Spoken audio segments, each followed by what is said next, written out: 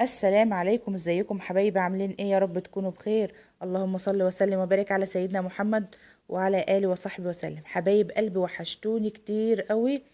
عاوزه اقول لكم ان انتوا والله بجد فارقين معايا قوي من الفيديو اللي فات. عذرا على قله التصوير، والله يا جماعه غصب عني. انا نفسي مش عارفه انا ما بصورش ليه. ما عنديش اي طاقه خالص، ما عنديش اي نفس ان انا اعمل اي حاجه خالص. كل يوم بقوم اعمل الشغل العادي بتاع البيت وعلى كده. حاسه ان حياتي بقت ممله خالص، ونفسي كده تتجدد وارجع تاني لطاقتي في الاول، وابتدي معاكم من اول ومن جديد. عارفه ان انا قلت لكم الفيديو ده، في الكلام ده في الفيديو اللي قبل ده، بس غصب عني والله. مش عارفه في ايه، بس هي بقى الظروف، الحمد لله. الله المستعان. النهارده يوم الجمعه، ابتديت معاكم اليوم من اوله. جمعة مباركة عليكم الأول. ونبدأ كده بسم الله ونصلي على رسولنا الكريم. ابتديت بالمطبخ زي ما انتوا شفتوه، حالته لا تسر عدو ولا حبيب. ما عملتش فيه أي حاجة خالص، ولا عندي طاقة إن أنا يعني أعمل حتى شغل البيت العادي. بفضل صاحية طول الليل وبنام طول النهار بسبب بنتي. بتصحى بقى وكده، وزي ما انتوا عارفين العيال يعني وقرفهم. والموضوع ده ملخبط لي نفسيتي خالص، ومش قادرة أعمل أي حاجة خالص. المهم ابتديت كده بقى بترويق المطبخ، ابتديت بالرخامة. ارتب كده بقى الطقم اللي هو بتاع دي برطمانات انا اللي عاملاها كده شكل طقم، بقالها عندي اكتر من 4 سنين. فبستخدمهم وبمسحهم كده زي ما انتم شايفين، ما بغسلهمش. اللي هم بتوع المشروبات وما بيتطربوش على قد الترابة بس ما بيبقعوش قصدي. وبحط فيهم كده المشروبات فلحد ما اجيب حاجة تانية يعني ايه تغير النفسية كده وايه وتروق. وهلم بقى كده اي عك على الرخامة. محتاجة اجيب شوية طلبات كتار قوي للبيت. ان شاء الله اعملها معاكم في فيديو مشتريات. وجبت بقى اللي جبته فعلا ولسه ما عملتوش، اللي هو الستيكر الجديد بتاع الرخامة، هتشوفوه معايا.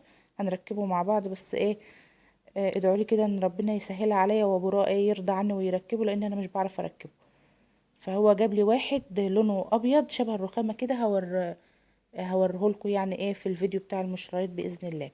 هنروح بقى نجيب شوية توابل وشوية حاجات للبيت، لان البيت فاضي بمعنى الكلمة. خزين بقى، مش اللي هو اكل يعني، لا خزين بهارات، مكسرات، حاجات من دي.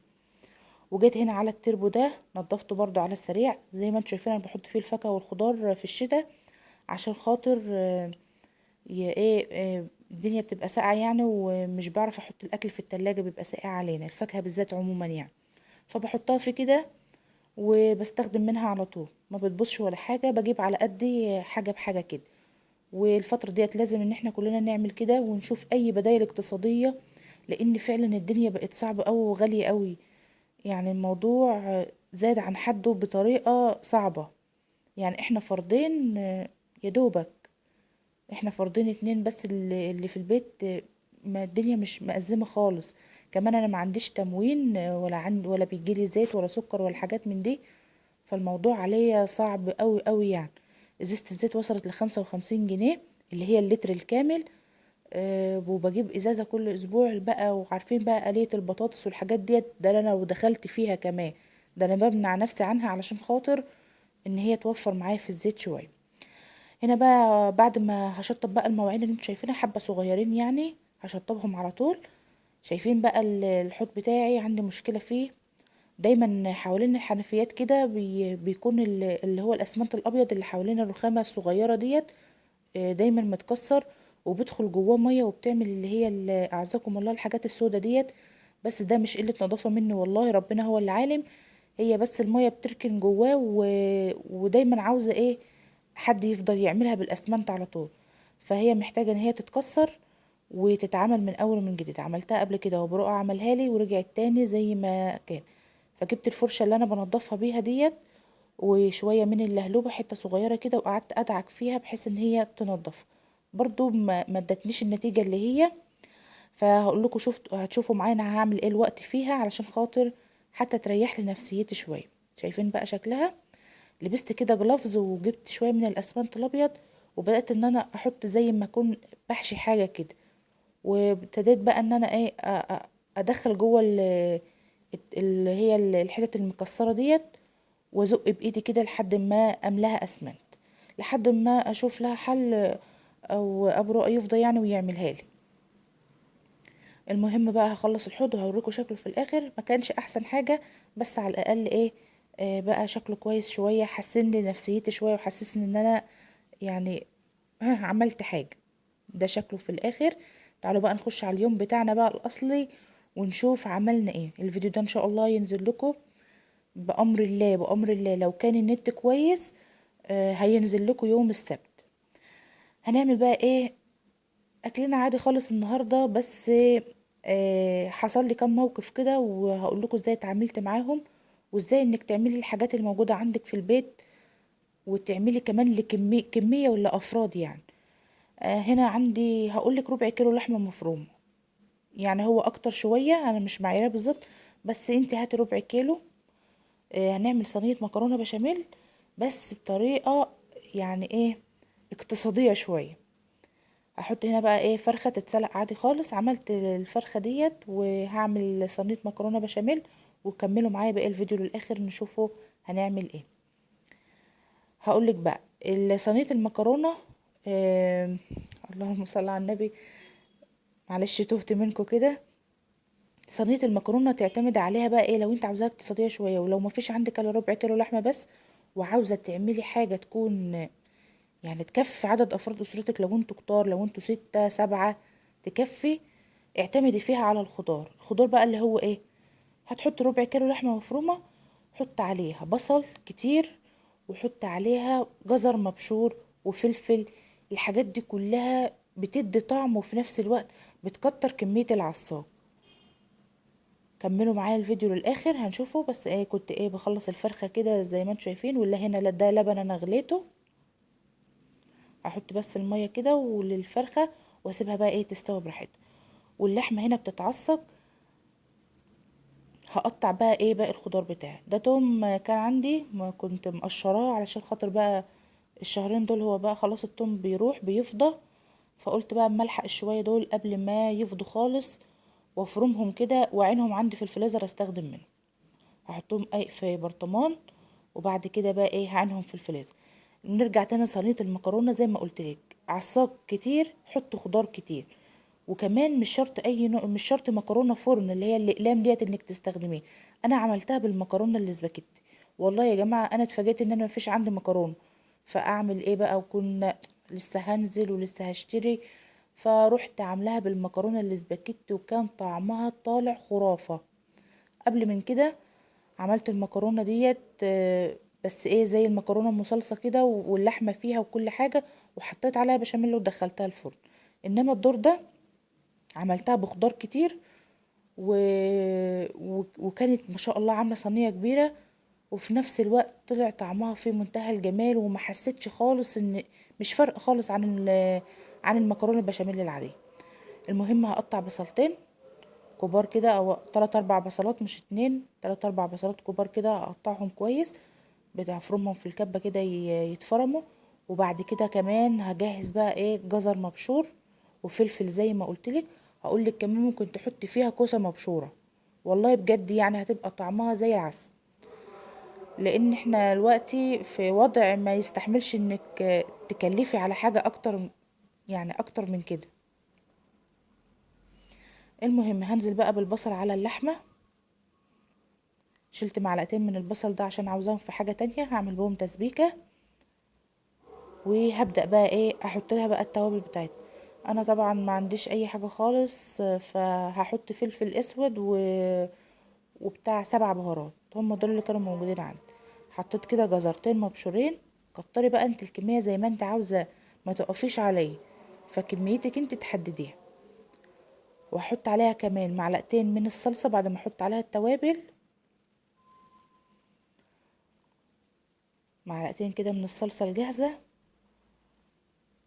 وحط التوابل وسيبيها بقى مع نفسها كده تستوي براحتها على النار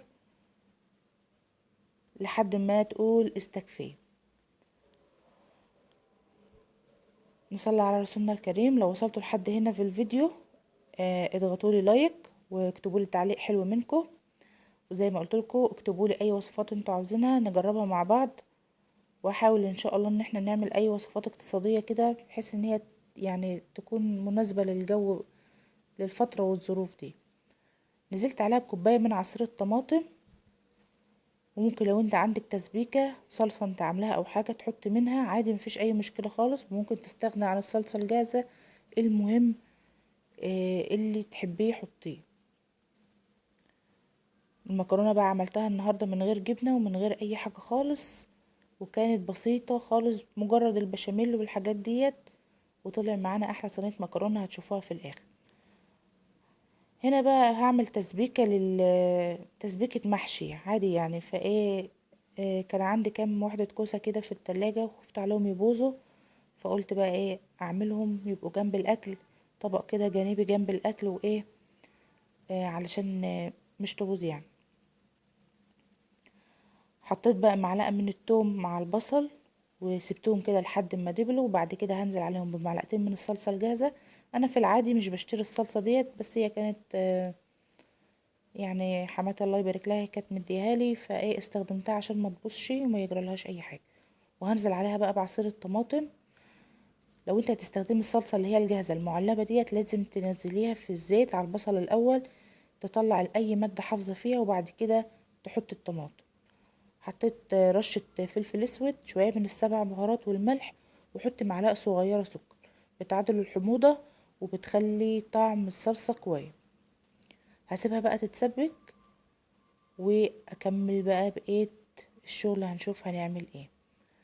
هنا بقى كانت زي ما قلت لكم ما كانش عندي مكرونه، ما كنتش اعرف ان انا ما فيش، فما تلاقيتش الا المكرونه الاسباجيتي.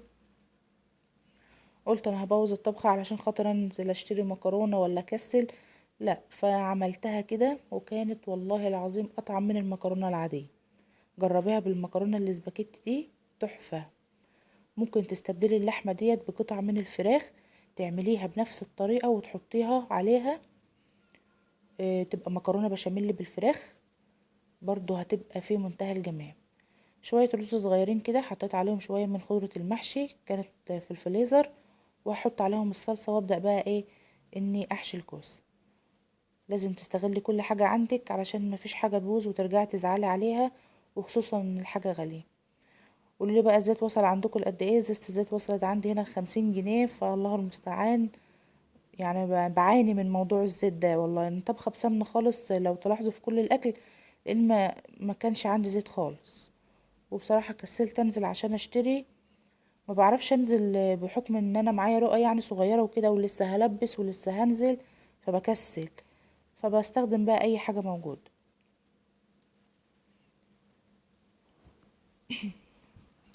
نصلي على رسولنا الكريم، ويستعينوا بالله في قضاء حوائجكم. ربنا ييسر لكم اموركم وييسر لي اموري يا رب، ويهديني. وعاوزاكم تدعوا لي من قلبكم ان ربنا يفك عني كده والضيقه اللي عندي ديت تروح.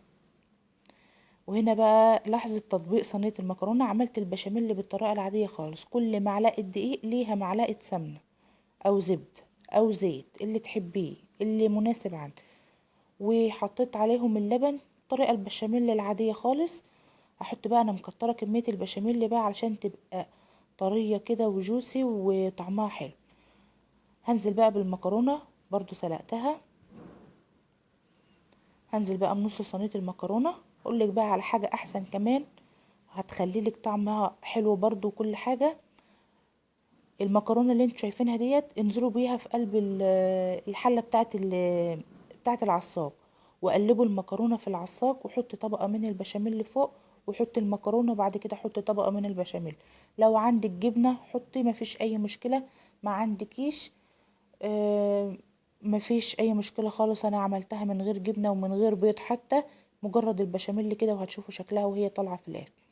المهم حطيت طبقه مكرونه ورجعت حطيت اللحمه، وبعد كده حطيت بشاميل، واحط المكرونه واحط باقي البشاميل على الوش. طعمها كان خرافه. شايفين بقى الصينيه ديت؟ ما شاء الله صينيه كبيره يعني. انا مكتره ليه؟ لان ان شاء الله هنروح عند ماما، هنزورهم وهنقعد معاهم كام يوم انا ورؤى، فايه عملت بقى صينيه كبيره بحيث ان هي تفضل في التلاجة ل... يعني ايه للاكل يعني. هدخلها بقى الفرن، اولع الفرن بقى وادخلها. ما حطيتش اي حاجه خالص، حتى انا ما عنديش جبنه وما حطيتش اي حاجه. وده الشكل النهائي بتاع صينيه المكرونه. حمرت برضو الفرخه والمحشي بعد ما استوى. يا رب الفيديو يكون النهارده عجبكم. اسيبكم حبايبي في رعايه الله، مع السلامه.